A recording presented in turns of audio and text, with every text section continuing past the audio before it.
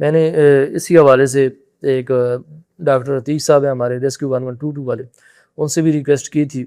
उन्होंने कुछ SOPs बताए थे कि उनको फॉलो करें, तो उस हवाले से भी चूहा सदन शाह में तो 1122 है, लेकिन चूहा सदन शाह इतना दूर स्टेशन है और दूसरा वो पहाड़ी इलाका है हमारा।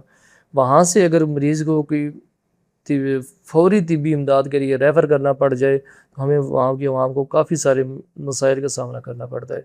मैंने उनसे ये रिक्वेस्ट की है, आज फिर आपके प्लेटफार्म से ये उनसे रिक्वेस्ट करता हूँ कि कम अज़ कम वहाँ पे जो 1122 अगर आप उसको वो स्टेशन नहीं बना सकते, अगर आप स्टेशन बनाते हैं तो इलाका के कुछ लोग ऐसे हैं जो अपनी तरफ से न सिर्फ वहाँ पे जगह भी देंगे बल्कि फुल पूरा जो है वो कोऑपरेट भी करेंगे।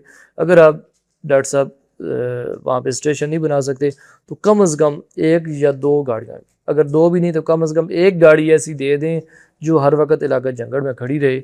अगर वहाँ पे खुदा न खास्ता ऐसी कोई इमरजेंसी हो, कोई अभी आप ये देखें कि वहाँ पे जो RHC है वहाँ पे फ़र्स्ट एड यही समझे कि आपको वो पायोडीन लग जाएगी या ऊपर पट्टी पड़ जाएगी, उसके अलावा कुछ भी नहीं। उसके बाद फिर रेफ़र ही आपने रेफ़र प्राइवेट गाड़ियों में अगर लेके आना है तो वो कितना टाइम लगेगा।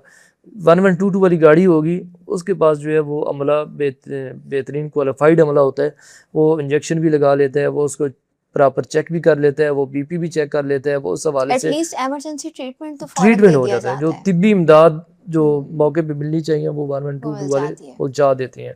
तो मेरी ये रिक्वेस्ट होगी डॉक्टर अतीक साहब से कि इसी प्रोग्राम के हवाले से आप भी मेहरबानी करें इलाका जंगड़ पे, तो जो भी SOPs है वो फॉलो होते रहेंगे। एक गाड़ी कम से कम वहाँ पे बिशारत में कोई ऐसा मकाम डिसाइड करें, वहाँ पे खड़ी कर दें कि जो बेसिक नीड्स हैं कम से कम ये तो उनकी पूरी होती रहे। बिल्कुल ऐसा होना चाहिए ताकि बिशारत की आवाम को भी रिलीफ मिल सके। जी बिल्कुल।